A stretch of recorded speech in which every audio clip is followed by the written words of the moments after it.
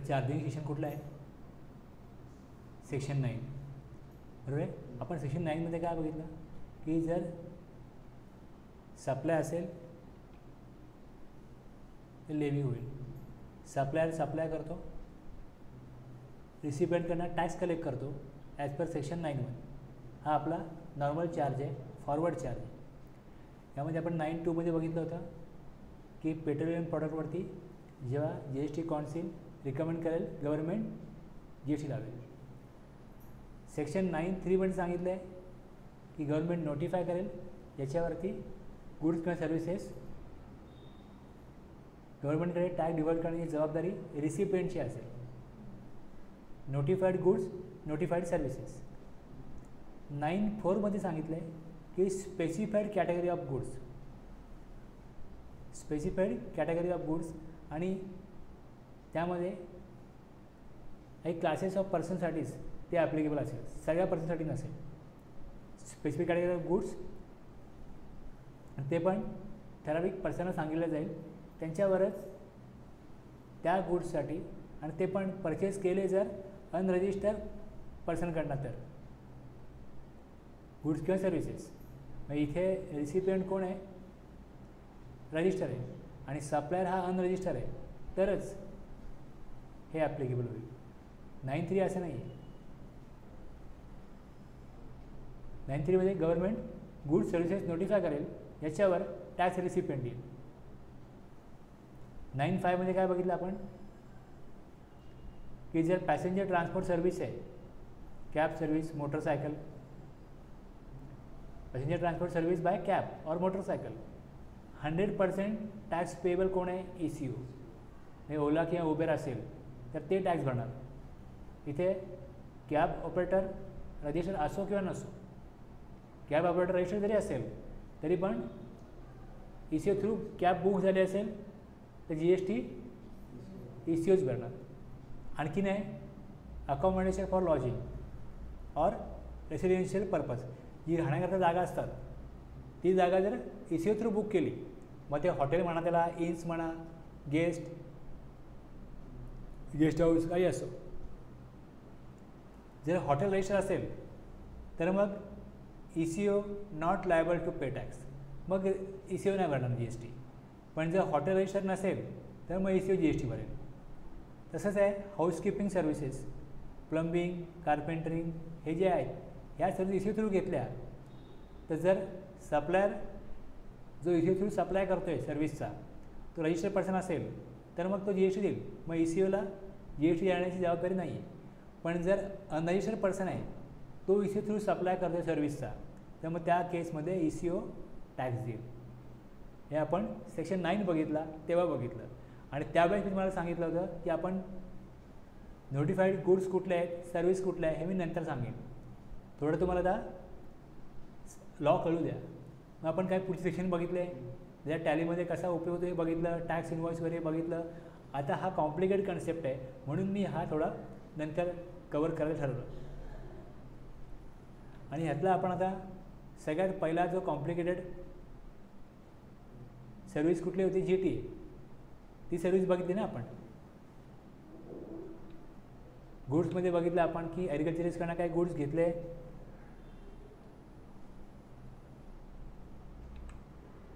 तर मग त्या केसमध्ये ॲग्रिकल्चरिस्ट रजिस्टर नसतो, त्याला एक्झम्पशन आहे सेक्शन 23 मध्ये. मग त्यावेळेस जो रिसिपियंट आहे, गुड्स जो परचेस करतो, जो बायर आहे, तो GST भरेल जर तो रजिस्टर्ड पर्सन असेल तर.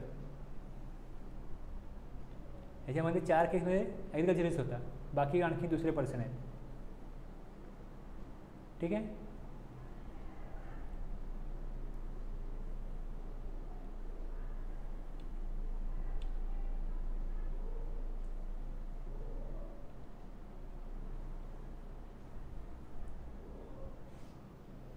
GTA कोण असतो? जो कन्साइनमेंट नोट बनवतो. आता कन्साइनमेंट नोट जी बनवली जाते ना, मी काही पिक्चर हे कॉपी केलेत इंटरनेटवरनं, बघा कशा प्रकारे दिलं आहे. जे आपल्याला दिलं इकडे की name of consignor, name of consignee, registration number of goods carriage in which the goods are transported, details of goods, place of origin, place of destination आणि person liable to pay GST, consignor, consignee, GT. हे बघा, tax payable by consignee, consignor, transporter दिलं इकडे. Consignor, consignee from Karnataka to Chennai, Tamil Nadu. आणि हे transporter कुठला आहे, त्याचं ऑफिस कुठे आहे,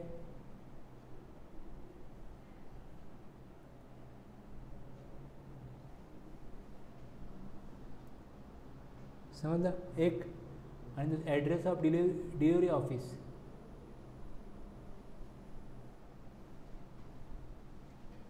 fleet owners and transport contractors. आता त्याच्यामध्ये दिले बघा की डिस्क्रिप्शन ऑफ गुड्स काय, आणि प्लस बाकी फ्रेट, सरचार्ज, हमाली, हे अशा प्रकारचे कंटेंट दिसत आहेत. At owners is कन्सायनी copy, he कन्सायनी copy आहे. हे आणखीनही बघितलं मी. इथे बघा IGST लावलं आहे 5%, 7,000 रुपये कॉस्ट होते.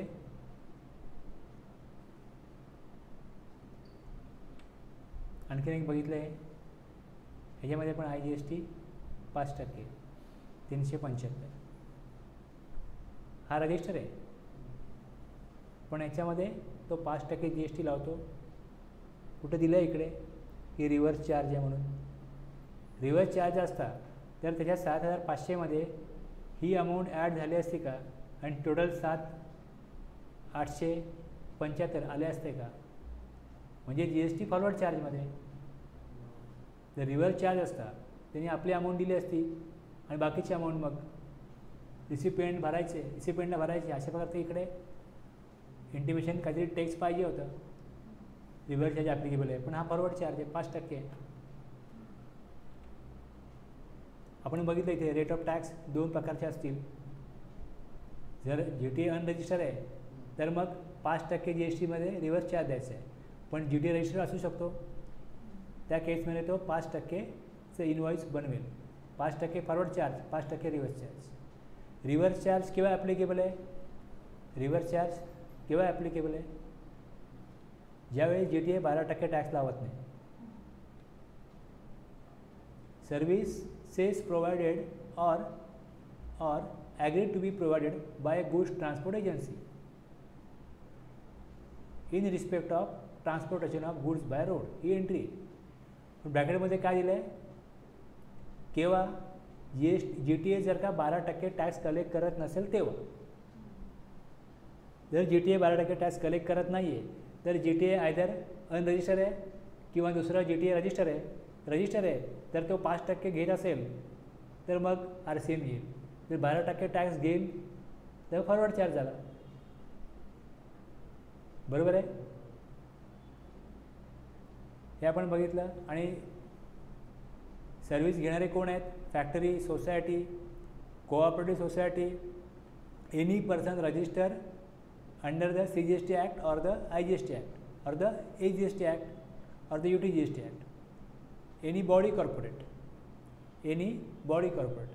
बॉडी कॉर्पोरेट कोणाला म्हणतात तुम्हाला माहिती आहे. आपल्याकडे एक कंपनी लॉ आहे, बरोबर आहे. एखादी कंपनी इनकॉर्पोरेट होते आणि त्याला भारताचा जर का कंपनी ॲक्ट ॲप्लिकेबल होतो, अशी कुठली कंपनी आहे किंवा अशी कुठली बँक आहे, त्या बँकेला पण कंपनीचे प्रोव्हिजन ॲप्लिकेबल होतात. आणि बँकेचा पण ॲक्ट आहे, त्याचे पण प्रोव्हिजन त्याला ॲप्लिकेबल होतात. आणि जिकडे जो काय बँकेचा कायदा आहे आणि जो कंपनी लॉ आहे ह्यातल्या काय प्रोव्हिजन जर एकमेकांना कन्फ्लिक्ट झाल्या तर मग बँकेच्याच ज्या काय लॉमधल्या प्रोव्हिजन आहेत त्याच त्यांना ॲप्लिकेबल होतात. अदरवाईज त्यांना कंपनीच्या पण प्रोव्हिजन ॲप्लिकेबल होतात. आणि काही अशा कंपन्या आहेत ज्या फॉरेन कंपनीज आहेत, त्या भारतामध्ये इनकॉर्पोरेट होत नाही, त्या फॉरेन कंपनीज आहेत. तर ह्या जो कंपनी लॉ आहे भारतामधला, कंपनी ॲक्ट जो आहे त्याच्या अंडर इनकॉर्पोरेट झालेली जी कंपनी आहे आणि जी एक्सपोर्ट जी दुसरी फॉरेन कंपनी आहे, या सगळ्या बॉडी कॉर्पोरेटमध्ये येतात. कंपनी बॉडी कॉर्पोरेट असते, पण बॉडी कॉर्पोरेट इंडियन कंपनी असेलच गरजेचं नाही. जेव्हा बॉडी कॉर्पोरेट म्हटलं जातं तेव्हा त्यामध्ये इंडियन कंपनी पण येईल, फॉरेन कंपनी पण येईल.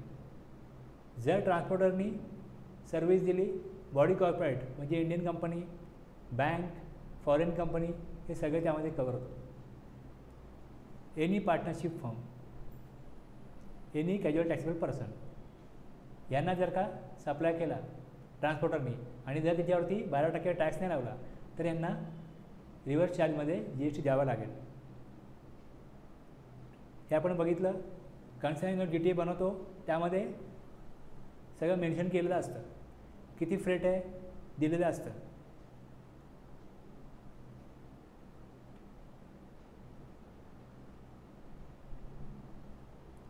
आपण पुढे जाऊन हे मी एक्झम्पशन घेतलं होतं. ह्या एक्झम्पशनमध्ये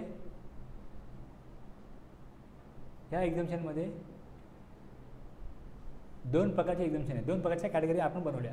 एक म्हणजे bye way of transportation in goods carriage sorry, इथे कुठल्या प्रकारचे गुड्स आहेत, कॅटेगरी ऑफ गुड्स कुठले आहेत हे बघितलं आपण. जर हे कॅटेगरी ऑफ गुड्स असेल आणि फ्रेट किती रुपये असो, GST GTA सर्व्हिसमध्ये येणार नाही. आणि दुसरं, आता तुम्ही याची एंट्री टॅलीमध्ये कशी कराल. जर ट्रान्सपोर्टेशन केलं एकामध्ये आपण बघितलं कशा प्रकारे एंट्री करायची, बरोबर आहे. आता ट्रान्सपोर्टेशन जर का न्यूजपेपरचं आहे, ट्रान्सपोर्टेशन जर का डिफेन्स किंवा मिलिटरी इक्विपमेंट्स आहे किंवा ॲग्रिकल्चरल प्रोड्यूसचं आहे तर कशा प्रकारे एंट्री कराल. समजा एखादं ग्रोसरी स्टोर आहे, त्याने असं शेती सामान आणलं ट्रान्सपोर्टरकडनं, त्याच्यावर GST लागणार नाही. पण ते सोप मागवले तर GST लागणार आहे. जर सोप मागवले किंवा टॅक्सेबल प्रॉडक्ट जर मागवले तर आपण जशी एंट्री अगोदर बघितली तशी एंट्री आपण करणार. पण मग ॲग्रिकल्चरल प्रोड्यूसचं जर का ट्रान्सपोर्टेशन केलं तर मग तुम्ही कशा प्रकारे एंट्री कॉन्फिगर कराल टॅलीमध्ये.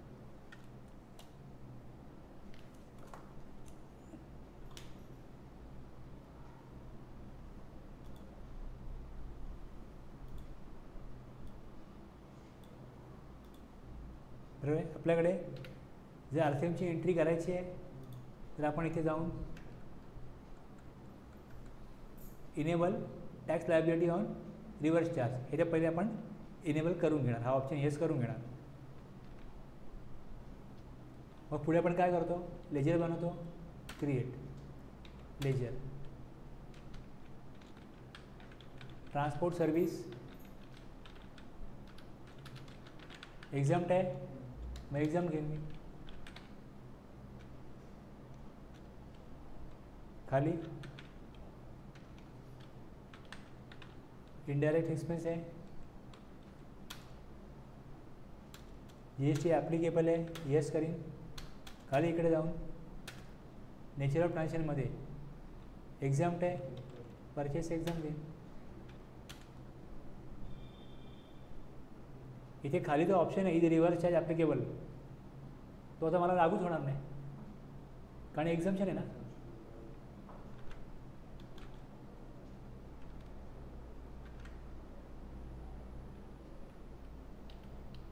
तर तुम्ही जेव्हा रेकॉर्ड कराल त्याला पेमेंटची एंट्री करा, परचेसची एंट्री करा, कशी एंट्री करा, रेकॉर्ड कराल पेमेंट.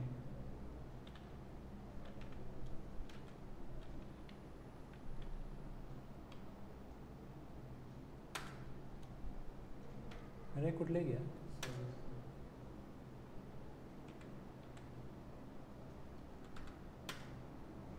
बस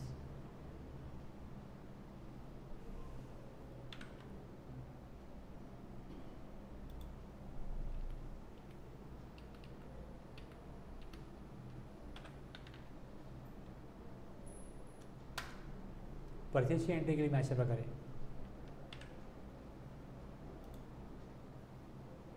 इथे खाली बघा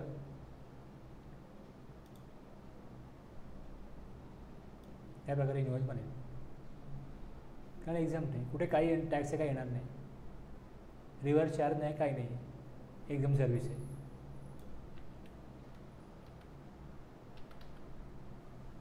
डायरेक्ट पेमेंटची एंट्री करा, किंवा अशा वगैरे परचेस रेकॉर्ड करून मग पेमेंट करा, कसंही करू शकता. मी लेजरला कॉन्फिगरेशन काय दिलं आहे, एक्झाम, मग ते एक्झाम असणार आहे.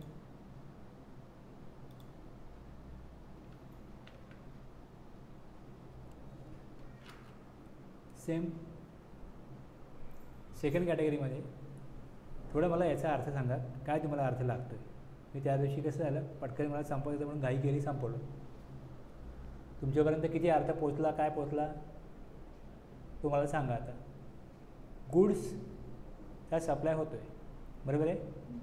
त्या गुड्सचं जे ट्रान्सपोर्टेशन होतं आहे त्याचं कन्सिडरेशन जे चार्ज केलं जातं आहे ट्रान्सपोर्टेशन ऑफ गुड्ससाठी, ऑन कन्साइनमेंट ट्रान्सपोर्टेड, जे सामान ट्रान्सपोर्ट केलं जातं आहे इन अ सिंगल कॅरेज, ते एकाच वाहनातनं ट्रान्सपोर्ट होतं आहे, त्याची व्हॅल्यू जर 1500 एक्सीड करत नसेल, म्हणजे अप टू 1500 असेल तर एक्झम्पशन आहे. एकाच वाहनातनं गुड्स ट्रान्सपोर्ट होत आहेत, सामान ट्रान्सपोर्ट होतं आहे आणि त्याची जी मालवाहतूक होते त्याचे चार्जेस 1500 आहेत, तर एक्झम्पशन आहे. छोटे व्यापारी आहेत त्यांच्याकरता हे एक्झम्पशन आहे. छोटा टेम्पो आहे, बस एका टेम्पोत सामान गेलं, 1500 रुपये चार्ज लावला. दुसरं बघा काय, गुड्स आहेत where consideration charge for transportation of all such goods. बऱ्याच जणांचं कन्साइनमेंट आहे, एकाच नाही आहे. त्यामध्ये सिंगल कन्साइनी जो आहे त्याचं डज नॉट एक्सीड 750, त्यातले एकाचे चार्जेस 750 आहेत. तर या केसमध्ये GST येणार नाही. आता 750 आणि 1500 हे दोन जे आकडे दिलेत, तर तुमच्यासाठी ॲप्लिकेबल रेट कुठला आहे, 750 आहे का 1500, हे तुम्हाला कसं कळणार.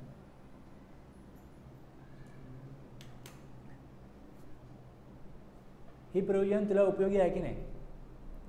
तू ट्रान्सपोर्टर आहेस, तू कोणाचा ट्रान्सपोर्ट करतोयस आणि त्या सामानाचं तुला बिल बनवायचं आहे, छोटी अमाऊंट आहे, 700-800 बिल बनवायचं आहे. तर इन्व्हॉइसमध्ये तू काय लावशील, 12% लावशील, तुझ्याकडे रेट 12% आहे ना.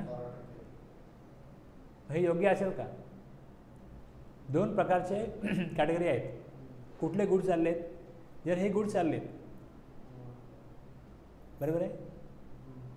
बघ कसं आहे की गव्हर्नमेंटनी रेट नोटिफाय केलेत, ज्याच्यावर टॅक्स 5% गुड्सचा 5%, 12 आहे तर 12. आता ट्रान्सपोर्टरला सांगितलं आहे की हे गुड्स जर ट्रान्सपोर्ट केले तर तुम्ही टॅक्स कलेक्ट नाही करायचं आहे. ह्या गुड्सवरती एक्झम्पशन आहे. जर ह्याची मालवाहतूक करत असाल तर याच्यावर टॅक्स नाही घ्यायचा. तुम्ही विचारलं पाहिजे ना की तुम्ही मालवाहतूक कसलं करताय. डिफेन्स मिलिटरी इक्विपमेंट आहेत, ॲग्रिकल्चरल प्रोड्यूस आहे, न्यूजपेपर आहेत, मॅगझिन्स आहेत. जर ह्यांची वाहतूक होते, त्यांच्याकडनं वाहतूक करण्याचे चार्जेस ट्रान्सपोर्टर घेणार, पण त्याच्यावर त्याला GST लावायचा नाही. जर तो 5% किंवा 12% चार्ज करत असेल, तो GST त्याला घ्यायचा नाही आहे. एक्झम्पशन तेव्हाच लागू होईल ना. ठीक आहे, हे सामान आहे, प्युअरली ह्या सामानाची वाहतूक आहे, GST येणार नाही, एक्झम्पशन. मग त्याला इन्व्हॉइसवरती लिहायला लागतं की एक्झम्प्टेड सर्व्हिस. त्यात आता आपण जी माहिती भरतो त्यात आपल्याला सांगितलं माहिती भरा इकडे. GTA काय बनवतो, कन्सायनमेंट नोट बनवतो, यात ही माहिती येते. यात माहिती येणार आहे कन्सायनर कोण आहे, कन्सायनी कुठे घेऊन चाललं आहे मटेरियल, कुठल्या प्रकारचं मटेरियल आहे, त्याचं वजन वगैरे हे सगळं दिलेलं आहे ना. हे सगळं भरलं जाईल, हे सगळं बघतो आपण एक्झाम्पलला. यात सगळी माहिती दिली आहे, त्याच प्रकारचं आहे ना ही माहिती. त्याला तुम्ही नाव काही द्या, कॅश मेमो म्हणा, काही म्हणा, त्याला नाव दिलं आहे, पण त्याच प्रकारची माहिती दिसते.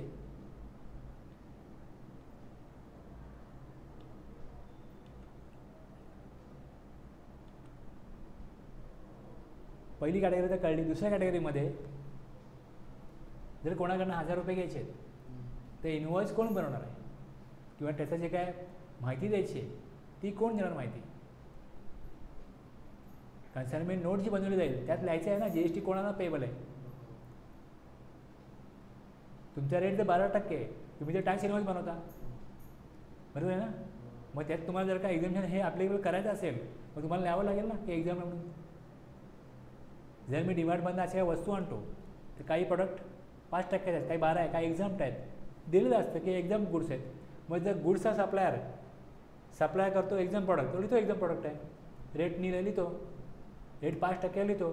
मग ट्रान्सपोर्टरला पण सांगितलं आहे की तुझ्या सगळ्या सर्व्हिसेस का टॅक्सेबल नाही आहेत, आम्ही काय सर्व्हिसेस एक्झाम केल्यात.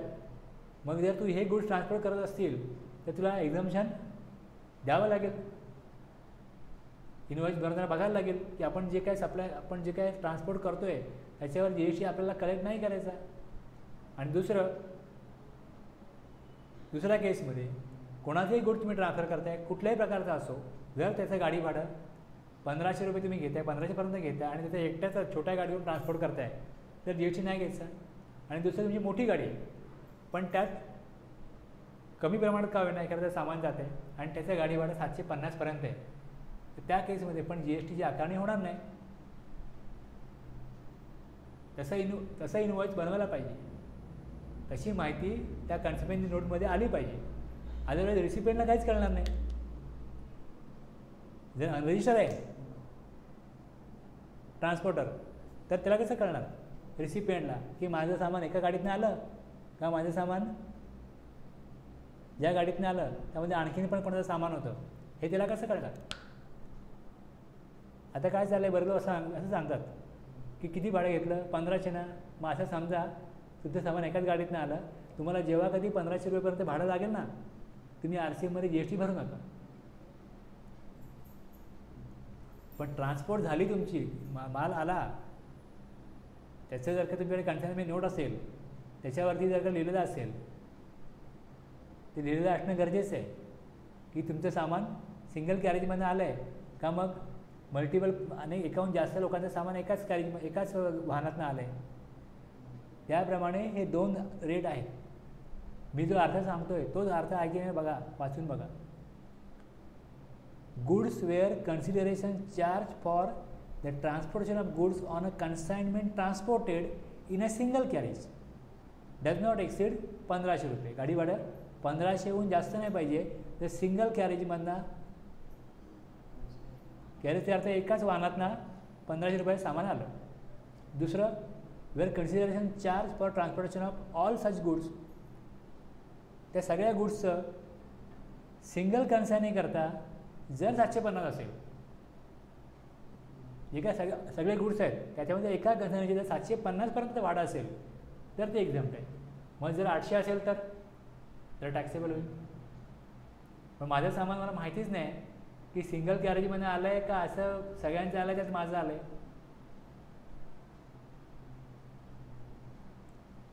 हे फक्त ट्रान्सपोर्टर सांगू शकतो ना. त्यामुळे आता हे क्लिअर होणं कठीण आहे. जर गव्हर्नमेंटला सांगायचं आहे की तुमचं सामान 800 रुपयाचं आहे आणि ते सिंगल कॅरेजमधनं आलेलं नाही आहे, तुम्ही GST द्या. मग तसं प्रूव्ह करायला लागेल ना गव्हर्नमेंटला की छोटे व्यापारी आहेत त्यांच्या मागे लागून त्यांना असं परत प्रूव्ह करून घेणं हे काय गव्हर्नमेंटची बसकी बात नाही आहे. हे सोपं नाही आहे. जास्त खर्चिक आहे. टॅक्स वसूल कमी होईल, त्रास जास्त होईल. त्यामुळे आता सरसकट 1500 रुपयाचं एक्झाम्शन वापरलं जातं. गव्हर्नमेंटने केल्या खऱ्या 2 कॅटेगरी. 750 चला तुमचं मोठं गाडी आहे त्यात तुमचं सामान आलं, छोटा व्यापारी आहे, 700, 800, 700, 500 रुपये भाडं लागलं त्याला, ते एक्झाम्शन आहे. आणि एकच गाडी आली त्यात 1500पर्यंत भाडं आहे, ते एक्झाम्शन आहे. मग लोक ह्या अशा प्रकारच्या प्रोव्हिजनचा गैरफायदा घेऊन 1500 रुपयाचं बेनिफिट घेत आहेत.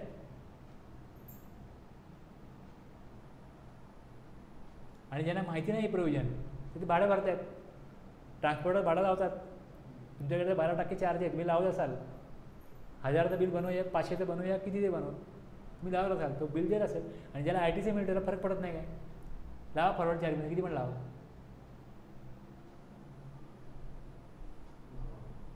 मी परवा जेव्हा सांगितलं आहे नंतर मला लक्षात आलं की तुला ही प्रोव्हिजन माहिती आहे की नाही, तुम्ही आपल्याकडे करता की नाही, का तुम्ही छोटे भाडं घेतच नाही. सिमेंट जे असतं ना ते ट्रान्सपोर्ट करतो, हे गुड्स वगैरे नाही ट्रान्सपोर्ट करत. बाकी मग छोटं असं कामच नसतं. नाही, फक्त आमचं सिमेंट ट्रान्सपोर्ट, बाकी काहीच नाही. लक्षात आलं ना आता? हो, आता कळालं. ही 21 नंबरची एंट्री आहे. जर तू नोटिफिकेशन शोधलं, कुठेही शोधलं की नोटिफिकेशन नंबर 12 एंट्री नंबर 21, तुला हे इंटरनेटला शोधता येईल, हे सापडेल. किंवा जर तू तिकडे जाऊन CBICला काढली नोटिफिकेशन नंबर 12, ते मिळेल. 21मध्ये हे आहे. आणि नंतर हे दुसरं नोटिफिकेशन जे आहे ते 21A मधलं आहे, ते वेगळं नंतर आलं आहे, ते शोधायला लागेल, ते बघायला लागेल. Okay,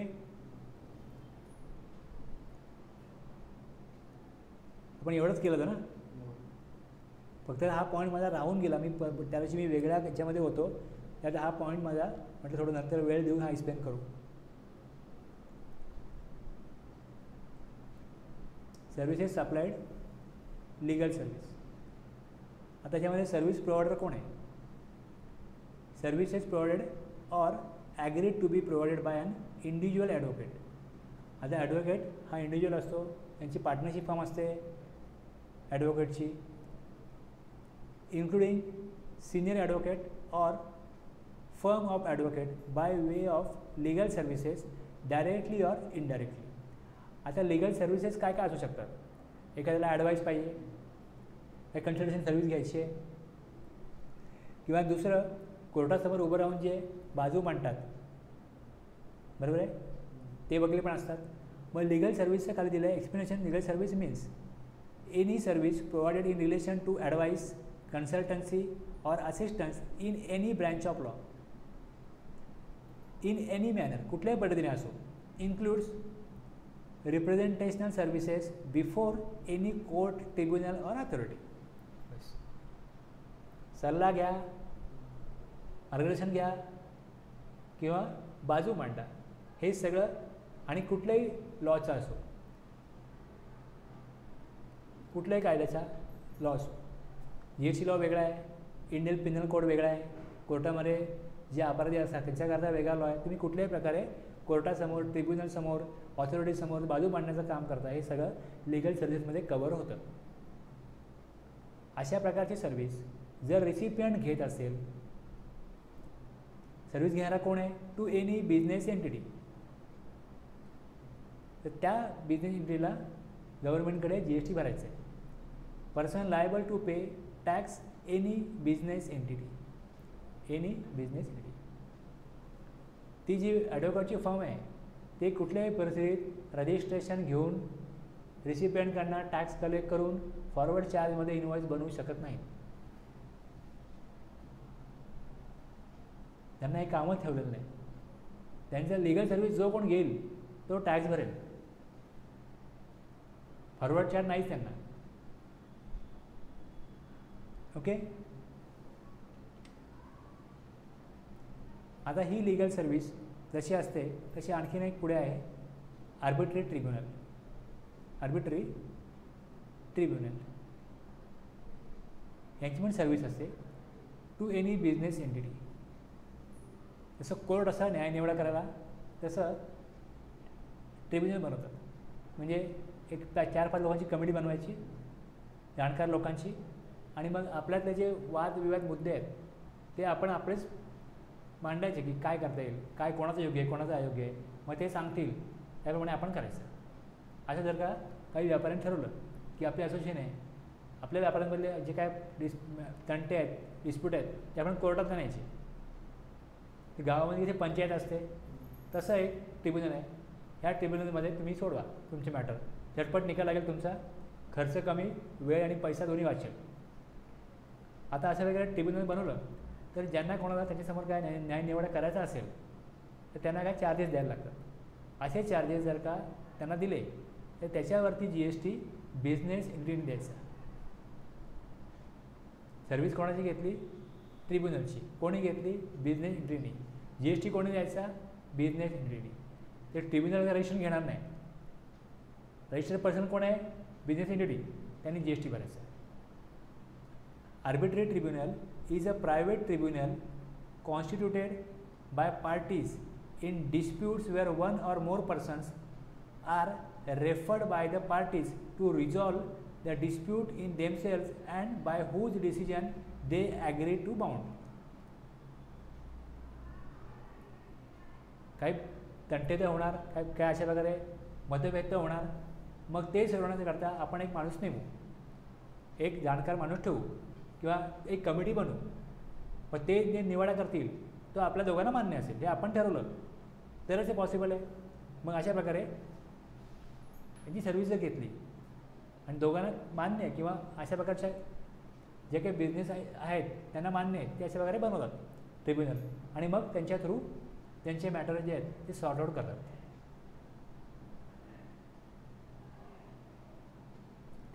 quick road lines transport agency is taken arbitration services from Perfect Law Associates. Here, Quick Road Line, being a business entity, would be liable to pay GST on reverse charge basis. एक legal service आहे, दुसऱ्या अशा प्रकारचा arbitral ट्रिब्युनलची service आहे. आता ह्याच्यावरती exemption आहे, entry number 45मध्ये ह्याच्यावरती एक्झम्पशन आहे. लीगल सर्व्हिस किंवा ट्रिब्युनल सर्व्हिस ह्या जर घेतल्या, service provided by and arbitral tribunal to अशा बिझनेस एंट्रीला any person other than a business entity, तर एक्झम्पशन आहे. जर बिझनेस एंटिटी नाही आहे, म्हणजे तो व्यक्ती, समजा एखादा व्यक्ती नोकरी करतो, तो सर्व्हिस घेतो, तो बिझनेस एंटिटी नाही आहे, मग त्याला GST नाही भरायचा रिव्हर्स चार्जमध्ये, आणि ह्यांना तर फॉरवर्ड चार्ज नाहीच आहे, त्यामुळे GST येणार नाही. दुसरं, बिझनेस एंटिटी, जर बिझनेस एंटिटी आहे आणि त्यांचा aggregate turnover up to 20 lakh आहे, किंवा 4 स्टेटमध्ये बघितलं आपण, स्पेशल स्टेटला 10 लाख आहे, त्यांना पण एक्झम्पशन आहे. सेम पार्टनरशिप फर्म आहे ॲडव्होकेटची, or an individual as an advocate other than senior citizen, senior advocate, सिनियर ॲडव्होकेटला सीमध्ये कवर केलं आहे. म्हणजे पार्टनरशिप फर्म बीमध्ये आहे, partnership firm advocate or an individual as an advocate, individual advocate, partnership firm advocate किंवा सिनियर ॲडव्होकेट यांच्याकडून जर लीगल सर्व्हिस घेतली, कोणी एक an advocate or partnership firm of advocate providing legal service, किंवा any person other than a business entity, a business entity with aggregate turnover up to ₹20 lakh, ह्यांनी service कोणाकडनं घेतली? जर ॲडव्होकेटची पार्टनरशिप फर्म आहे, त्यांनी दुसऱ्या पार्टनरशिप फर्मकडून सर्व्हिस घेतली किंवा इंडिव्हिज्युअलकडनं सर्व्हिस घेतली, त्यांना पण एक्झम्पशन आहे. कुठलाही असा व्यक्ती आहे जो बिझनेस करत नाही, त्यांनी जर का सर्व्हिस घेतली त्याला एक्झम्पशन आहे.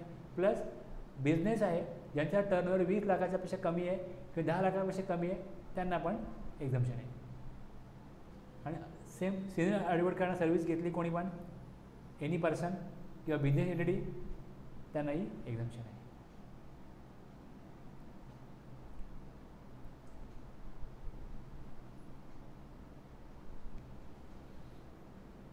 स्पॉन्सरशिप सर्व्हिस, आपण वेगवेगळे अवॉर्ड फंक्शन वगैरे बघतो, त्यात स्पॉन्सर्ड असतात, बरोबर आहे. ॲडव्हर्टाईजमेंट वेगळी, ॲडव्हर्टाईजमेंट ते फक्त ॲडव्हर्टाईज घेते, त्यांचं प्रॉडक्ट जे आहे त्याची तुम्हाला नाव येतं, उपयोग येतो, बस. हे वेगळं आहे स्पॉन्सरशिप. एखादा कार्यक्रम प्रायोजित करतात, एखादा इव्हेंट प्रायोजित करतात, कोणी घेऊ स्पॉन्सरशिप, कोणा करताय तुम्ही स्पॉन्सर करा, तो टॅक्स नाही भरणार. जो स्पॉन्सरर आहे, any body corporate or partnership firm, services provided by way of sponsorship to any body corporate or partnership firm. जर बॉडी कॉर्पोरेटनी किंवा पार्टनरशिप फर्मनी जर स्पॉन्सर केला एखादा कार्यक्रम, तर त्याच्या अगेन्स्ट ते पेमेंट करतील की हा 25 लाख, हा सोहळा आम्ही आयोजित करतो, आमचं 25 लाख आमचं नाव दाखवा की आम्ही स्पॉन्सर आहोत. त्याच्यावर GST भरण्याची जबाबदारी त्या बॉडी कॉर्पोरेटची किंवा पार्टनरशिप फर्मची असेल.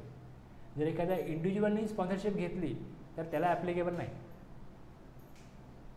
त्याला ही एंट्री ॲप्लिकेबल नाही. Any body corporate or partnership firm. आलं लक्षात? Example, Shrinath jewellers limited paid ₹50 lakhs for sponsorship of Femina Miss India for sponsorship service. Sponsorship service त्यांनी घेतली, की आम्हाला स्पॉन्सर घ्या, म्हणजे आम्ही सर्व्हिस घेतो आहे. जेव्हा म्हणतो की आम्हाला स्पॉन्सर करा, तो सर्व्हिस घेतो आहे, त्याला स्पॉन्सर होण्याची संधी देत आहेत, ते याला चान्स देतात की ठीक आहे आमच्याकडे 4-5 ऑप्शन आहेत, आम्ही तुला सांगतो, तू हो स्पॉन्सर, त्याबद्दल तू 50 लाख रुपये दे, आम्ही तुमचं इकडे नाव लोगो वगैरे सगळं दाखवू, आणि जो आमचा अनाउन्समेंट करणार तर बोलेल की बा हे आपले स्पॉन्सर आहेत. समजलं? मी मगाशी सांगितलं ना बॉडीज कॉर्पोरेट, ते खाली दिलं इकडे. Every company incorporated is a body corporate. प्रत्येक कंपनी जी इनकॉर्पोरेट झाली आहे ती बॉडी कॉर्पोरेट आहे. But every body corporate is not the company. Company means company कोणाला म्हणाल? Company incorporated under companies act. जो कंपनीज ॲक्ट आहे, आता कंपनीज ॲक्ट पहिले 1956 होता, नंतर तो रिवाइज करून कंपनीज ॲक्ट 2013 केला. आता body corporate includes foreign company, Indian company. Example, Kabul express limited is a company in Afghanistan. Is it a company? आता ही कंपनीज ॲक्टमध्ये इनकॉर्पोरेट झालेली नाही आहे, तर ही कंपनी नाही आहे, पण ती बॉडी कॉर्पोरेट आहे. ही कंपनी नाही आहे आपल्या डेफिनेशनप्रमाणे, पण ती बॉडी कॉर्पोरेट आहे. कंपनी मीन्स जर का ती कंपनी ॲक्टमध्ये इनकॉर्पोरेट झाली आहे भारतामधल्या, तर ती कंपनी आहे आणि ती बॉडी कॉर्पोरेट पण आहे. पण दुसऱ्या कंट्रीमधली जर कंपनी आहे तर ती आपल्याकडे फॉरेन कंपनी असते, पण ती बॉडी कॉर्पोरेटमध्ये कवर होते.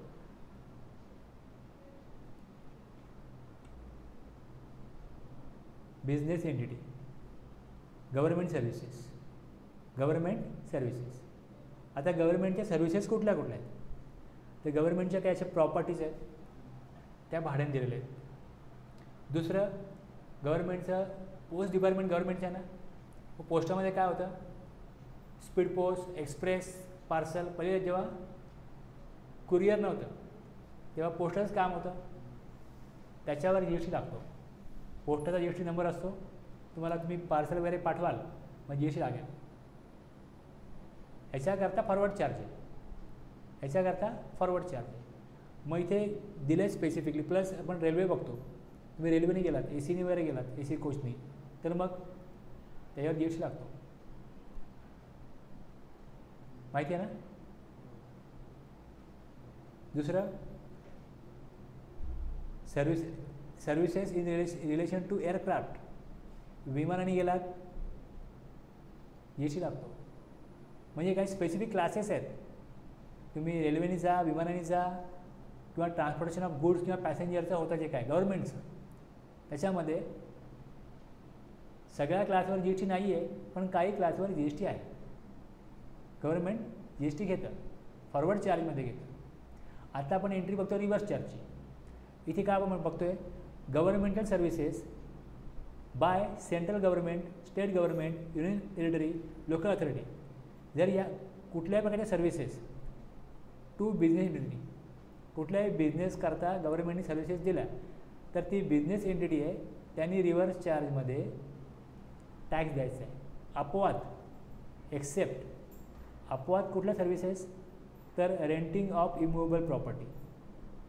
Renting of immovable property. Services by department of post by way of speed post, express parcel post, life insurance and agency services provided to person other than central government, state government or UT or local authority.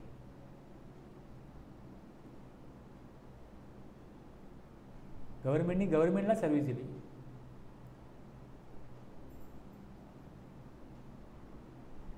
असं आहे ना. Services by the department of post by way of speed post, express parcel post, life insurance आणि हे services provided to a person other than. बाकी कोणालाही service दिली तर government तिथे टॅक्स लावतो. Services in relation to an aircraft or a vessel inside or outside the precincts of a port, म्हणजे परिसर जो आहे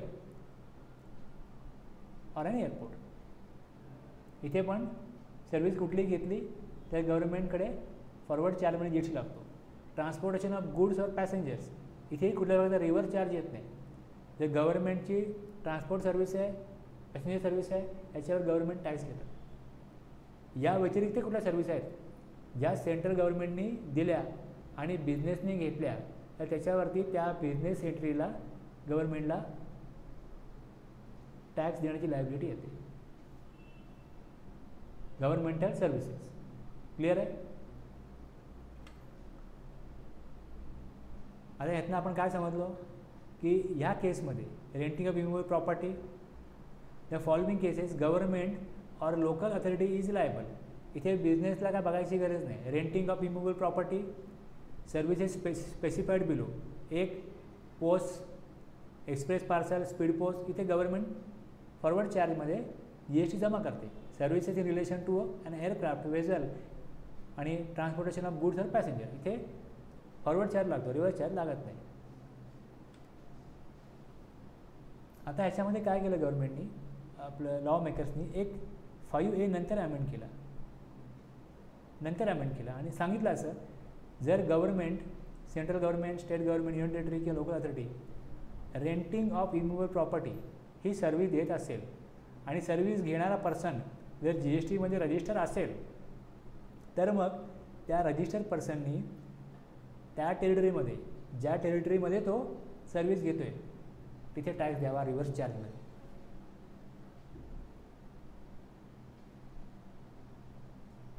अगोदर ही एंट्री नव्हती. रेंटवरती पण जर गव्हर्नमेंटनी रेंट लावलं आहे सेंट्रल गव्हर्नमेंट आहे स्टेट गव्हर्नमेंट आहे युनियन टेरिटरी लोकल अथॉरिटी आहे तर ते फॉरवर्ड चार्जमध्ये टॅक्स लावत होते. त्यांनी याला सांगितलं असं की जर का ती प्रॉपर्टी गव्हर्नमेंटची आहे आणि रेंट देणारा जर रजिस्टर आहे GST ॲक्टमध्ये तर मग तो टॅक्स भरतो आहे ना फॉरवर्ड चार्जमध्ये, मग त्याला रिव्हर्स चार्ज पण भरायला लावा.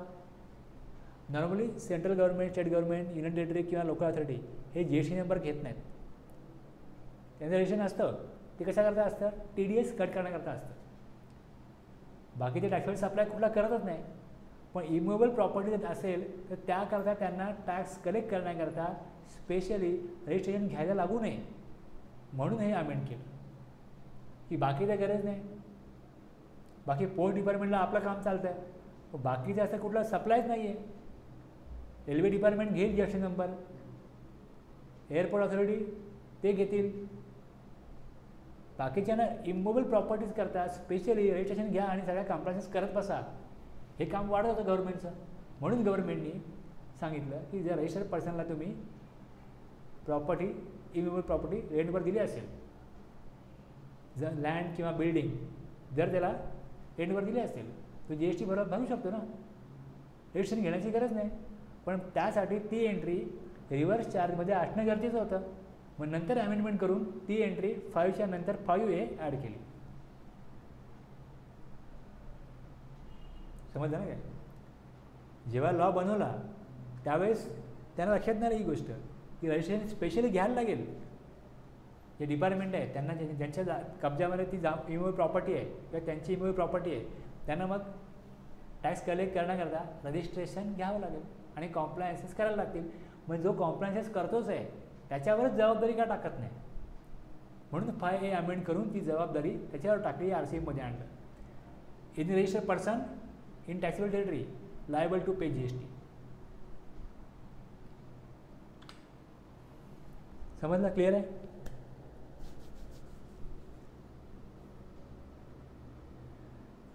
तुम्हाला FSI म्हणजे काय माहिती आहे. FSI काय असतं हां ऐकून तरी माहिती आहे. FSI हे लॉंग फॉर्म आहे floor space index. Okay floor space index. आता याच्यामध्ये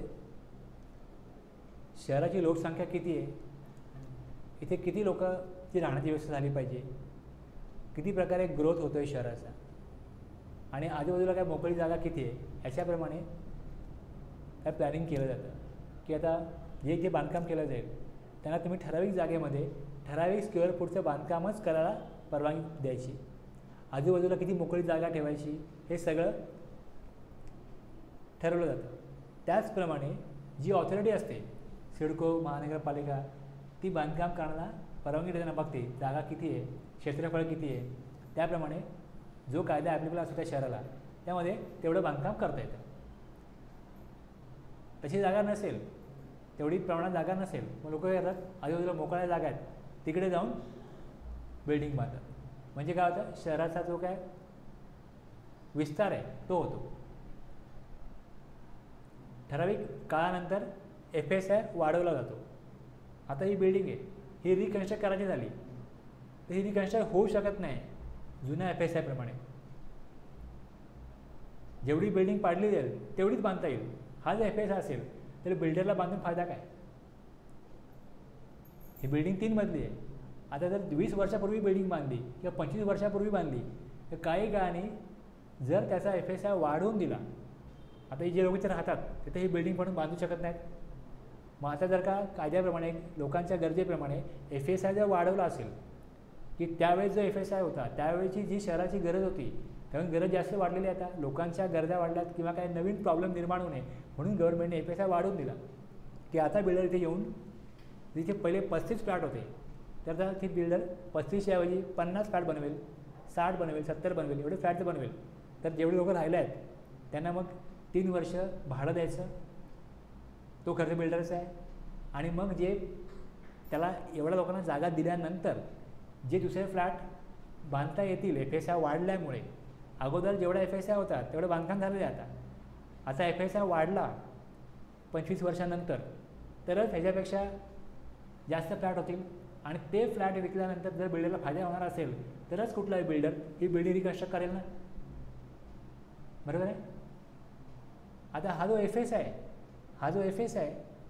हा सपोज तुझ्याकडे एक जागा आहे, त्या जागेप्रमाणे तुला 5000 FSI बांधकाम करता येतं. पण 5000 स्क्वेअर फूटचं बांधकाम तुला करायचं नाही, कारण ती जागा तू तुझ्या पर्सनल यूज करता वापरतोस. तू जर बंगला बनवलास, तुला 2000 स्क्वेअर फूटमध्ये काम झालं, तुझ्याकडे 3000 स्क्वेअर फूटचा FSI शिल्लक आहे आणि तुझ्या बाजूला एक काही अंतर सोडून एक बिल्डिंगचं काम चाललं आहे, त्या बिल्डरला FSI पाहिजे, त्याला आणखीन फ्लॅट बांधायचे. ज्यावेळी तुला सांगतो की मला तुझा FSI देशील का, अशा प्रकारे FSI ट्रान्सफर करता येतो. तर तू ट्रान्सफर केलास त्याला, तू बोलशील की मला मग उद्या 10-20 वर्षांनी मला वाटलं की बंगला बांधायचा आहे, तर मग माझा ते FSI विकल्यामुळे मला काय, म्हणजे तुझ्याकडे 2000 स्क्वेअर फूट आहे, तू 2000 विकले, याचा अर्थ असा आहे की तू 4000 स्क्वेअर फूट यूज केले. तू पुढच्या वेळेला जेव्हा रिकन्स्ट्रक्ट करायला जाशील तू 4000 वापरलेस, तुला 1000 एक्स्ट्रा मिळेल, कारण तुझे 2000 त्यांनी वापरलेत, म्हणजे तुला 3000च मिळेल. ते उद्या 5000 असेल तर 2000चं बांधकाम तू करू शकत नाही, कारण तुझं बांधकाम करण्याची परमिशन तू दुसऱ्याला विकलीस. त्याच्या अगेन्स्ट तुला त्याने काही अमाऊंट दिल्याशिवाय तू विकणार आहेस का, नाही.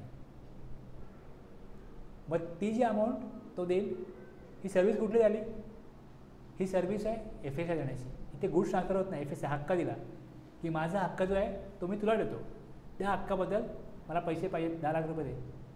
त्या 10 लाखावर GST कोणी भरायचा, त्या प्रमोटर, त्या बिल्डरने. आलं लक्षात. एक आहे FSI, दुसरं आहे services supplied by any person by way of transfer of development right. Transfer of development right, जसं FSI दिलं तसं एखादे लँड आहे, त्या लँडवरती, त्या जमिनीवरती त्याला बिल्डिंग बांधायची, बरोबर आहे. ती बिल्डिंग बांधण्या एवढं त्याच्याकडे काय पैसे नाही आहेत, आणि दुसरा व्यक्ती आहे त्याच्याकडे बिल्डिंग बांधण्या एवढे पैसे आहेत पण त्याला जमिनी खरेदी करण्याकरता पैसे नाही आहेत. एकाची गरज आहे जमीन पाहिजे आणि त्याची जमीन आहे, त्याची गरज आहे बांधकाम पाहिजे. मग बांधकाम करणारा काय म्हणतो, तुझी जमीन जी आहे ना ती अर्धी जमीन मला दे आणि अर्ध्या जमिनीवरती मी तुला बिल्डिंग बांधून देतो, बरोबर आहे. समजा एक 4 मजली बिल्डिंग होणार आहे, तो म्हणतो की 4 मजली बिल्डिंग बांधीन, अर्धी एक बिल्डिंग मी तुला देईन, त्यात 2 बिल्डिंग बांधतो, एक तुला देईन, एक मी घेतो. किंवा एक मोठी बिल्डिंग बांधतो ज्यामध्ये 50% भाग तुला देतो, 50% भाग मी ठेवतो. देशामध्ये काही ठिकाणी हे प्रमाण प्रमोटर 40% घेतो, लँड ओनर 60% घेतो. कुठे कुठे दोघेही 50% घेतात, कुठे कुठे अशी जागा आहे की बिल्डरला फार पैसे मिळत नाही, बिल्डर म्हणतो 6% मी घेईन, तुम्हाला 40% देईन. कुठे कुठे कॉस्टिंग खूप जास्त आहे, जे विक्री होईल समजा मुंबईत जर विक्री होईल तर रेट खूप आहे, पण सिमेंटचा भाव देशामध्ये एकच आहे ना सगळीकडे. पण जर विकून मला जास्त पैसे मिळणार आहेत मुंबईमध्ये, तर लँड ओनर काय म्हणेल, माझी लँड आहे 60% मला तुला 40% देईन, तरी पण परवडेल. पण जिकडे मागासलेला भाग आहे तिकडे लोक राहायला जात नाही, कोण आसपास इंडस्ट्री नाही आहे, काही नाही आहे, तिथे बिल्डर काय म्हणेल, तुला 40% देईन, 60% मी घेईन. त्यामुळे असा काय फॉर्म्युला नाही आहे फिक्स की 50-50%च बिल्डर आणखीन लँड ओनर घेणार. मग त्याची जी जागा आहे ती डेव्हलपमेंट करण्याचा हक्क जो आहे तो कोणाला देतो, प्रमोटरला. त्याच्यावरती GST देण्याची जबाबदारी कोणाची, प्रमोटरची. कळलं. TDR आणि FSI हे दोन जर का प्रमोटरने घेतले तर जी अमाऊंट येणार आहे सर्व्हिस देणाऱ्याला त्याच्यावर GST करण्याची जबाबदारी प्रमोटरची. समजलं.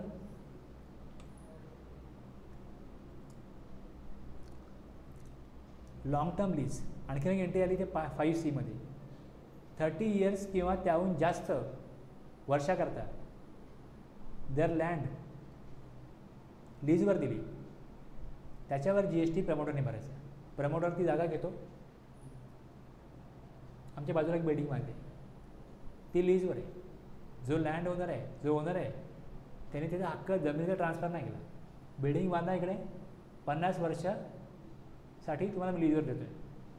मग ते 50 इयर्स असो, 99 इयर्स असो, लँडचा ओनर कोण आहे, वेगळा व्यक्ती. त्याच्यावर प्रमोटर बिल्डिंग बांधतो आणि ज्याची लँड घेतली आहे त्याला तो जी अमाऊंट देतो त्याला देशामध्ये वेगवेगळ्या ठिकाणी वेगवेगळं नाव आहे.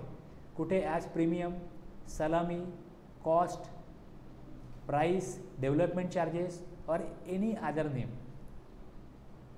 त्यांनी काय दिलं, लीज ऑफ लँडसाठी by any person against consideration in the form of upfront amount. यासमोर तो जे अमाऊंट घेतो and or periodic rent for construction of a project by promoter. 30 वर्ष किंवा त्याच्यापेक्षा जास्त कालावधीकरता जर का काही कन्सिडरेशन घेत असेल त्याच्यावर GST प्रमोटर भरेल.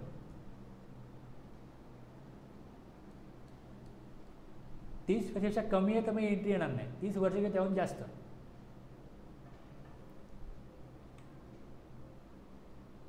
आता ह्याच्यावरती पण एक्झम्पशन आहे, ह्याच्यावरती पण एक्झम्पशन आहे. बिल्डरने FSI तो TDR राईट्स घेतला, supply of TDR, FSI, long term lease of land by a land owner to a developers are exempt. Developer करता, प्रमोटर करता एक्झम्प्ट असेल, subject to the condition that the constructed flats are sold before issuance of completion certificate. म्हणजे जर का सगळे flat completion certificate येण्याच्या अगोदर जर बिल्डरने विकले तर गव्हर्नमेंटला फायदा काय मिळतो, GST मिळतो. कंप्लीशन सर्टिफिकेट दिल्यानंतर विकले तर मग GST मिळत नाही. आता GSTचा रेट किती आहे, एक अफोर्डेबल हाऊसिंग असेल तर 1% आणि अदरवाईज 5%, दोन रेट आहेत. छोटे फ्लॅटसाठी एक त्यांनी दिलं आहे, ठराविक कॉस्ट आहे, ठराविक स्क्वेअर फूट एरिया आहे, तर ते अफोर्डेबल हाऊसिंग आहे. त्याच्याकरता 1% GST कलेक्ट करायचा आणि मग त्यामध्ये त्या बाहेर जर का त्याचं कॉस्टिंग किंवा एरिया असेल तर मग 5% GST कलेक्ट करायचं. मग जर सगळे फ्लॅट विकले गेले तर एक्झम्पशन आहे, नाही विकले गेले तर मग जेवढं विकायचं राहिलं त्याच्या against such withdrawal shall be limited to 1% of value in case of affordable houses and 5% value in case of other than affordable houses. In such cases, the liability to pay tax on TDR, FSI, long-term lease has been shifted from landowner to builder under the reverse charge mechanism as given in previous page. याप्रमाणे दिले sir.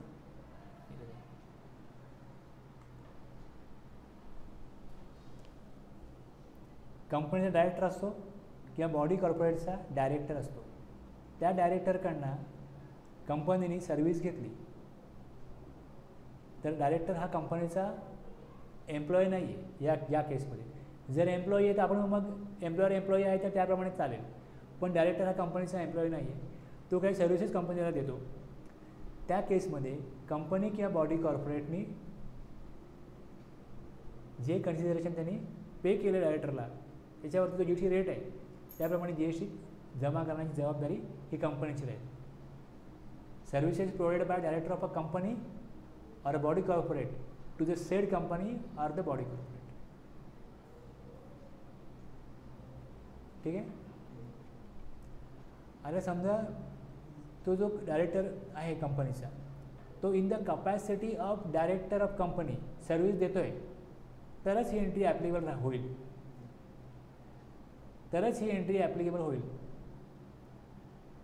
Suppose तो director हा architect service पण देतो, repairing service पण देतो, त्याचा वेगळा बिझनेस आहे आणि त्यांनी कंपनीला कुठली रिपेअरिंग सर्व्हिस दिली, या केसमध्ये GST कोण भरेल?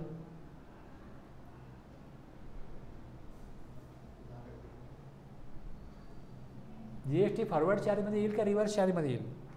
In the capacity of director of company त्यांनी सर्व्हिस दिली तर कंपनीने GST भरायचा रिव्हर्स चार्जमध्ये.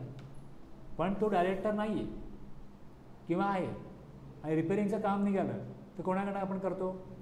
त्यांनी सांगितलं अरे मी माझं रिपेअरिंग असताना मी बाहेर नाही करू नका ना, माझा रिपेअरिंगचा बिझनेस आहे.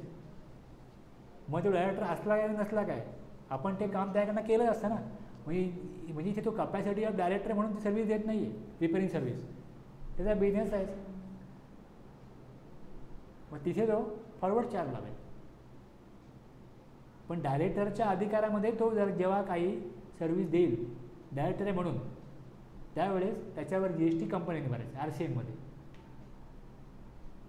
जर रिपेअरिंग सर्व्हिस आहे अशा पाहिजे कुठली सर्व्हिस आहे मग कंपनीने ठरवलं की आपण 4 जणांना कोटेशन घेऊ, याचा वेगळा बिझनेस आहे, त्यांनी पण कोटेशन दिलं, ते कंपनीला मान्य झालं, नाऊसमध्ये बसलं, ठीक आहे.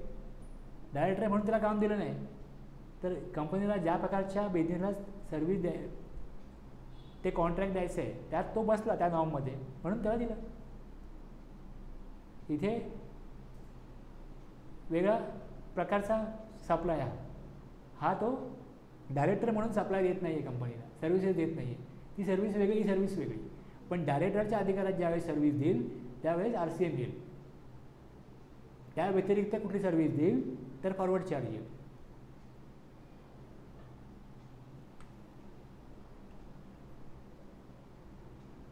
इन्शुरन्स एजंट किती आहेत? इन्शुरन्स कंपन्या किती आहेत? 5, 10, 15, 20, 25, 50 किती आहेत? 1000 तर नसतील ना, लाखात तर नसतील ना. आणि इन्शुरन्स एजंट लाखामध्ये असतील. आता GST जर इन्शुरन्स एजंट काय करतात त्यांच्या ओळखीच्या आसपासच्या लोकांकडनं त्यांना सांगतात इन्शुरन्स काढा, सिक्युरिटी तुम्हाला मिळेल आणि मग ते लोक इन्शुरन्स काढतात. त्याच्यावर त्यांना इन्शुरन्स कंपनी कमिशन देते. सर्व्हिस कुठली आहे इन्शुरन्स एजंटची?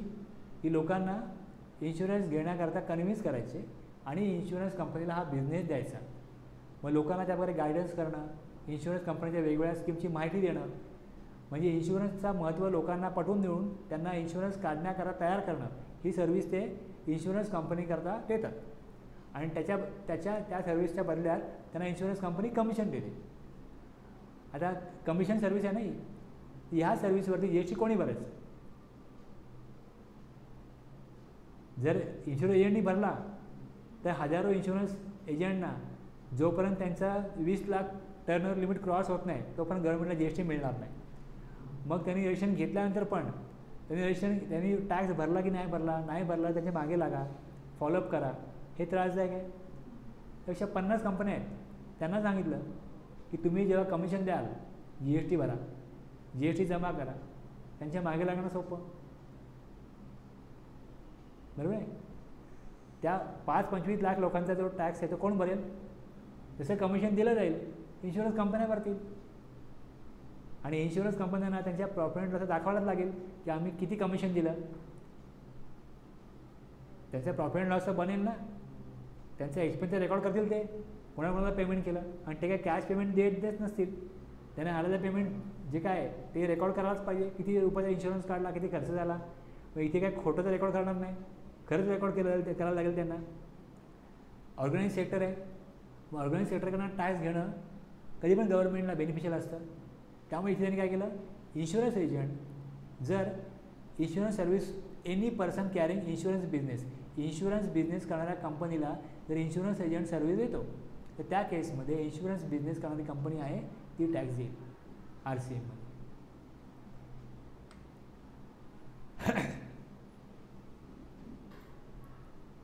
बँक असते, बँकेचा बिझनेस कशावर चालतो, बँकेचं उत्पन्न साधन काय आहे. पहिली गोष्ट एवढं सांगा, बँकिंग हा बिझनेस आहे की नाही, बरोबर आहे. बँकेचं उत्पन्न साधन काय,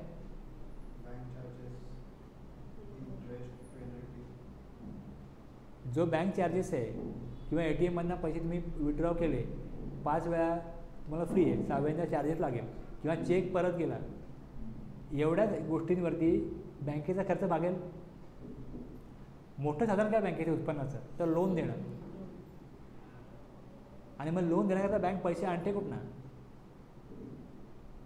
पैसे कुठनं आणते. हां हां, सेव्हिंग अकाउंटला जे पैसे असतात तुम्ही कधी झाले पैसे काढाल. मग ज्याने फिक्स्ड डिपॉझिट काढले त्या FDवरती 8% इंटरेस्ट द्यायचा आणि तेच पैसे कोणाला द्यायचे, ज्यांना लोन पाहिजे त्यांना द्यायचे. वेगवेगळी लोन द्यायची, त्याच्यावरती 12%, 14%, 16% इंटरेस्ट रेट लागतो. त्याच्यामध्ये बँकेचा जो काय ॲडमिनिस्ट्रेशन चार्जेस आहेत ते पण निघतात. म्हणजे सगळ्या कर्मचाऱ्यांचा पगार, जागेचं भाडं, ACचं बिल सगळं निघतं, बरोबर आहे. मग लोन जर का बँकेने दिलं कोणाला आणि तरी लोन बुडवलं तर बँक बुडते. आपण बघतो ना बऱ्याचशा बँकेचे घोटाळे झालेत. बँक काय करते, रिकव्हरी एजंट नेमते. रिकव्हरी एजंट, तू बँकेत रोज जातोस, तू मॅनेजर तुझ्या ओळखीचा आहे, कॅशियर ओळखीचा आहे, तुला ते बोलतील पैसे भरू जरा अडचण आहे असं आहे, बरोबर आहे. जास्त स्ट्रिक्टली बँकेचे अधिकारी बोलत नाहीत, कारण त्यांना पब्लिकशी संबंध आपले चांगल्या प्रकारे मेंटेन करायचे आहेत. पण जे असे डिफॉल्टर आहेत मग त्यांना ताकीद देण्याकरता, त्यांच्यावरती तुमच्यावर लिगल कारवाई होऊ शकते, तुम्हाला त्रास होईल, तुमच्यावर जप्ती येईल वगैरे वगैरे बोलण्याकरता बँक काय करते, वेगळी एजन्सी आहे त्यांना कॉन्ट्रॅक्ट देते की तुम्ही जा आणि सांगा हे की आम्ही लोकल बँकेने मला पाठवलेलं नाही, तुमची यादी गेले रिजनल ऑफिसला, हेड ऑफिसला, तिथनं आम्ही आलेलो आहे, तुमचं लोन जे आहे थकीत आहे ते तुम्ही भरा, अदरवाईज तुमच्यावर जप्ती येईल. मग ते रिकव्हरी एजंट असतात. त्या रिकव्हरी एजंट बँकेचे एम्प्लॉई नसतात, वेगळी एजन्सी असते. त्या एजन्सीला एक कॉन्ट्रॅक्ट देतात आणि त्यांना बँक जे पेमेंट करते, बँक त्या रिकव्हरी एजंटला जे पेमेंट करते त्याचा GST बँक भरणार. सप्लायर कोण आहे, services supplied by recovery agent to banking company or a financial institution or a non banking financial company. हे फार जोखमीचं काम आहे, महत्त्वाचं काम आहे. रिकव्हरी झाली नाही तर बँक बुडणार आहे.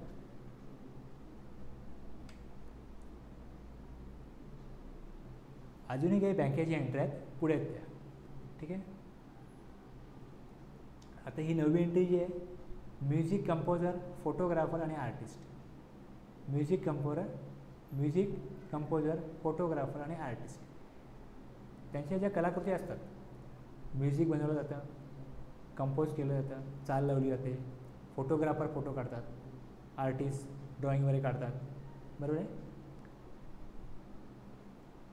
त्यांच्या कॉपीराईट असतात.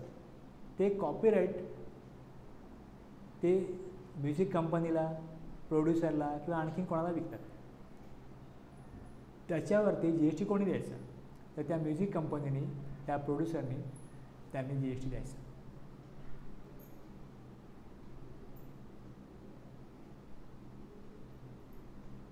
कॉपीराईट दिला म्हणजे ते माझी कला आहे, मी तुम्हाला विकतो, तुम्ही मला चार्जेस द्या relating to original literacy, dramatic, musical or artistic work. मग तुम्ही ते कमर्शियल राईट्स तुम्हाला दिले, तुम्ही ते विकू शकता, त्यावरती पैसे कमवू शकता, पण मला तुम्ही कॉपीराईटचे एवढे पैसे द्या. हे पैसे तो कलाकार ज्याच्याकडनं घेईल त्याने GST भरायचं. आता याच्यामध्ये अगोदर ऑथर पण होता. आता ऑथर त्यांनी 9A मध्ये टाकला, ह्याला अमेंडमेंट केली आणि 9A मध्ये टाकला.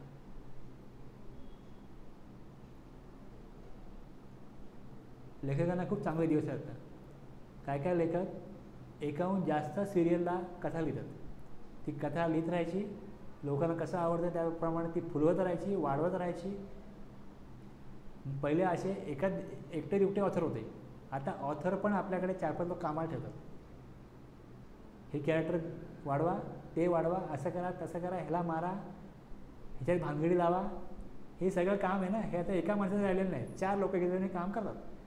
आणि मग त्यांच्याकडे कम्प्युटर असतात, त्यांना मग काही मटेरियल लागतं, स्टेशनरी लागते, इन्व्हर्ट सप्लाय ऑथर पण आता खूप घ्यायला लागलेत. मग ऑथरने सांगितलं की आम्हीचा हा फुल टाईम बिझनेस आहे आणि हा बिझनेस जोरात आहे, तर आम्ही काय केलं आहे, फॉरवर्ड चार्जमध्ये आम्ही रजिस्ट्रेशन घेतलेलं आहे. आम्ही टॅक्स भरू, आम्ही ज्यांना राईट्स देऊ ना त्याकडनं आम्ही GST कलेक्ट करू. जर ऑथर लोक फॉरवर्ड चार्जमध्ये GST भरणार असतील तर गव्हर्नमेंटला काय मग हरकत नाही. आता मग पब्लिशरला टॅक्स भरण्याची जबाबदारी येणार नाही. पण आता नॉर्मली कसं आहे, जर ऑथर आहे आणि तो जर पब्लिशरला आपलं साहित्य देतो, राईट्स देतो, तर ते पब्लिशरची जबाबदारी आहे की त्याने GST भरायचं. पण जर फॉरवर्ड चार्जमध्ये आता हे अलाउ केल्यामुळे ही एंट्रीज कॅन्सल होऊ शकते. ही एंट्रीज आता वापरण्याची गरज नाही असं होऊ शकतं. RCM not applicable. The author has taken registration under CGST act and filed a declaration that he will pay GST. जर ऑथरनी सांगितलं की माझं रजिस्ट्रेशन आहे आणि मी फॉरवर्ड चार्जमध्ये GST भरेन, पब्लिशरकडनं GST मी कलेक्ट करून मी भरेन, RCM येणार नाही. पब्लिशरचं काम कमी, पब्लिशरला एक कामच लागणार नाही. ही एंट्री जी आहे याची गरज लागणार नाही. त्यामुळे नाही बनवलं की ऑथर रजिस्टर असेल तर RCM नाही, आणि ऑथर रजिस्टर नसेल तर मग पब्लिशरला GST नंबर घेऊन रजिस्ट्रेशन करून GST भरायला लागेल.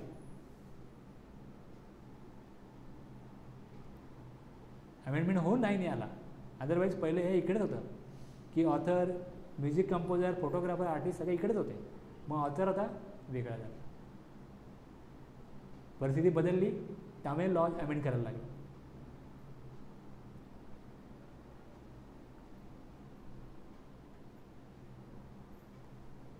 परत बँकेची आपण एंट्री बघू. आता बँकेच्या एंट्र्या पुन्हा एकदा आल्या.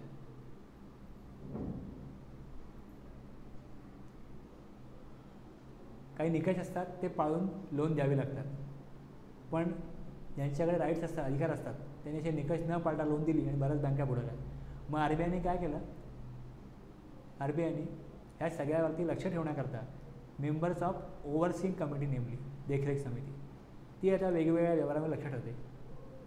आणि ती जी कमिटी आहे किंवा जी समिती आहे त्यांना काही चार्जेस RBI पे करते. RBIचे ते एम्प्लॉई नाही आहेत, ते RBIचे एम्प्लॉई नाही आहेत, त्यामुळे इथे एम्प्लॉई संबंध येत नाही. मग त्यांना जे चार्जेस कंपनी RBI पे करते त्याच्यावरती RBI GST भरणार.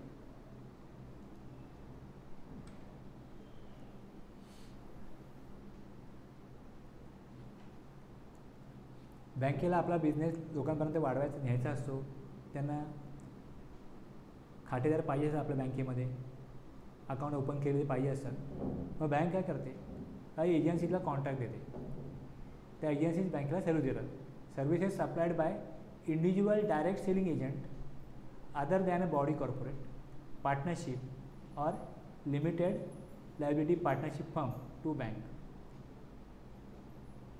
कोण सर्व्हिस देते, डायरेक्ट सेलिंग एजंट, पण other than body corporate. Direct selling agent जर का इंडिव्हिज्युअल आहे, ओके, इंडिव्हिज्युअल आहे direct selling agent, body corporate, partnership, LLP हे जर असतील तर बहुतेक वेळा ते रजिस्टर असतात. ते फॉरवर्ड चार्जमध्ये आपल्या सर्व्हिसचा चार्ज लावतात, GST गव्हर्नमेंटला मिळतो. पण जर इंडिव्हिज्युअल DSA असेल तर मग बँक त्याच्यावर GST भरेल. बऱ्याच बँकेने काय केलं, GST भरायला लागतो म्हणून छोटे छोटे असे जे DSA आहेत त्यांना काम दिलं. इथे काय रिस्क नाही आहे ना, तुम्ही मला बिझनेस दिला तर तुम्हाला आम्ही काय करू, चार्जेस देऊ. मग छोटे छोटे लोक आहेत ते direct selling agents are persons or body corporate engage by financial institution or a business to act a sales agent on its behalf. लोकांकडे जायचं, त्यांना सांगायचं तुम्हाला लोन पाहिजे का, त्यांना फोन करायचे तुम्हाला लोन पाहिजे का. अशा प्रकारे बँकेला लोनसाठी पण माणसं पाहिजे असतात, ती द्यायची. सेविंग अकाउंट ओपन करा, करंट अकाउंट ओपन करा, FD काढा. अशा प्रकारे काय लोक बिझनेस करायला लागले. मग अशा लोकांना बँक कमिशन द्यायला लागली, पण त्याच्यावरती गव्हर्नमेंटला जी एस टी मिळत नव्हता. मग ही एंट्री जी आहे ती त्याकरता आली की जर का तुम्हाला बिझनेस देणारा बॉडी कॉर्पोरेट नाही आहे, पार्टनरशिप फर्म नाही आहे, LLP नाही आहे, म्हणजे इंडिव्हिज्युअल आहे, तुम्ही त्याला जी अमाऊंट द्याल सर्व्हिसेस घेतल्याबद्दल त्याच्याबद्दल GST बँका नाही द्यायचा. RCMमध्ये GST पेबल आहे बँकेला.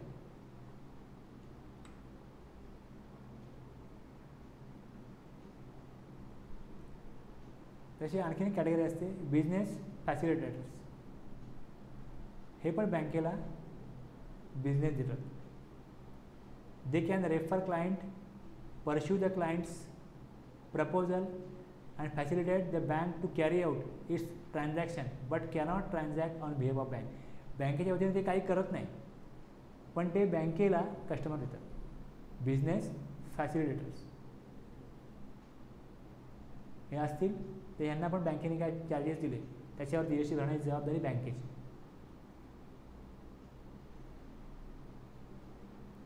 ओके, तुम्ही अर्थ शोधला याचा, मला हा एक अर्थ मिळाला.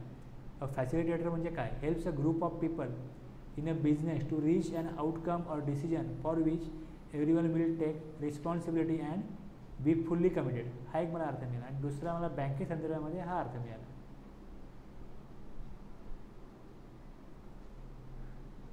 इंटरनेटला गेलं शोधलं तर काय अशा गोष्टी काढतात काय काय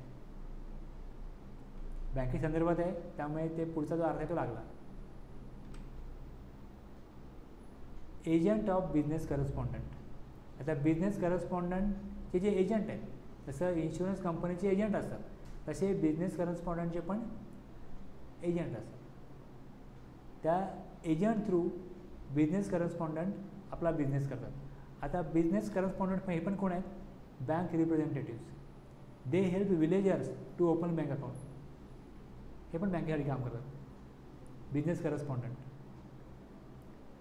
त्यांना मात्र अधिकार असतो की ते बँकेच्या वतीने मोबाईल डिव्हाइस घेतील आणि help villagers in banking transactions. Business correspondent carries a mobile device and helps villagers in banking transactions. Deposit money, take money out of saving account, loans etcetera. हे सगळं काम हे करतात कोण? Business correspondent. तर त्या बिझनेस करस्पॉन्डंटचे एजंट आहेत त्यांना जर बिझनेस करस्पॉन्डंटने पेमेंट केलं तर त्याच्यावर GST भरण्याची जबाबदारी ही बिझनेस करस्पॉन्डंटची आहे. कारण ते एम्प्लॉई अपॉइंट नाही करत, ते कमिशन बेसिसवरच जे त्यांचे लोक आहेत त्यांना अपॉइंट करतात. मग त्याच्यावरती GST गव्हर्नमेंटला पाहिजे, म्हणून ही एंट्री. तुम्ही एजंटला पेमेंट कराल तर GST द्यायला लागेल.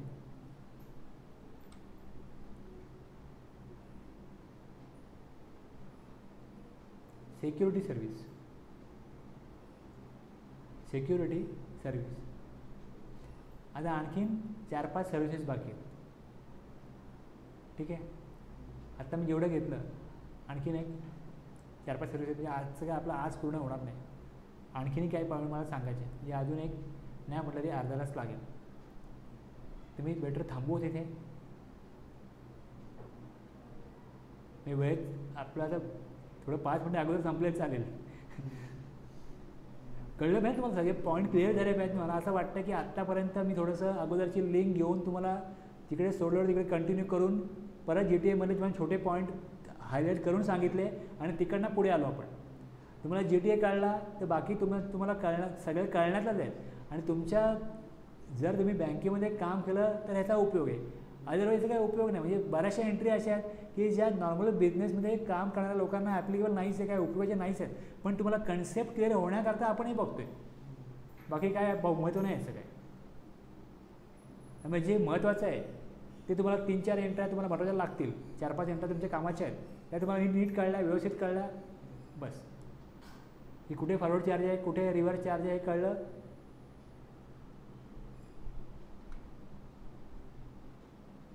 शेवटी आपलं परत कन्क्लूड कुठे होणार आहे की एक नॉर्मल चार्ज आहे जो सेक्शन 9(1) प्रमाणे येतो. 9(3) प्रमाणे नोटिफाईड गुड सर्व्हिसेस येतात. 9(4) प्रमाणे डेव्हलपरनी जर अनरजिस्टर्ड पर्सनकडनं काही सप्लाय घेतला तर त्याला GST भरायला लागतो. कॅटेगरी ऑफ पर्सन आहे डेव्हलपर, बिल्डर. त्यांनी सिमेंट 100% रजिस्टर पर्सनकडनंच घेतला पाहिजे. अशा प्रकारच्या एंट्रीज 9(4) गव्हर्नमेंटचं नोटिफिकेशन आहे की जर अनरजिस्टर्ड पर्सनकडनं आम्ही जी कॅटेगरी सांगू त्या लोकांनी जर सप्लाय घेतला तर त्याच्यावर त्याला RCMमध्ये GST भरायला लागेल. आणि आपण 9(5) बघितला, त्यामध्ये 3 सर्व्हिसेस गव्हर्नमेंटने नोटिफाय केल्या की ECO थ्रू सर्व्हिस दिली तर GST कोणी भरायचा? ECOनी. पण फक्त एकच ठिकाणी असं आहे की 100% टॅक्स ECOच भरतो. बाकी हॉटेलच्या केसमध्ये आणि हाऊसकीपिंगच्या केसमध्ये जर सप्लायर रजिस्टर असेल तर सप्लायर टॅक्स जमा करतो, मग ECO जबाबदारी नाही. पण जर सप्लायर रजिस्टर नसेल, ECO थ्रू सर्व्हिस दिली हॉटेल बुकिंगची किंवा हाऊसकीपिंग सर्व्हिसची, तर मग त्या केसमध्ये ECO जबाबदारी येते. म्हणजे गव्हर्नमेंटला टॅक्स कलेक्ट करण्याकरता 3 प्रकारच्या मेथड आहेत: नॉर्मल चार्ज, रिव्हर्स चार्ज आणि ECO. हे क्लिअर होणं गरजेचं आहे कशा प्रकारे गव्हर्नमेंट टॅक्स कलेक्ट करतं. थांबूया.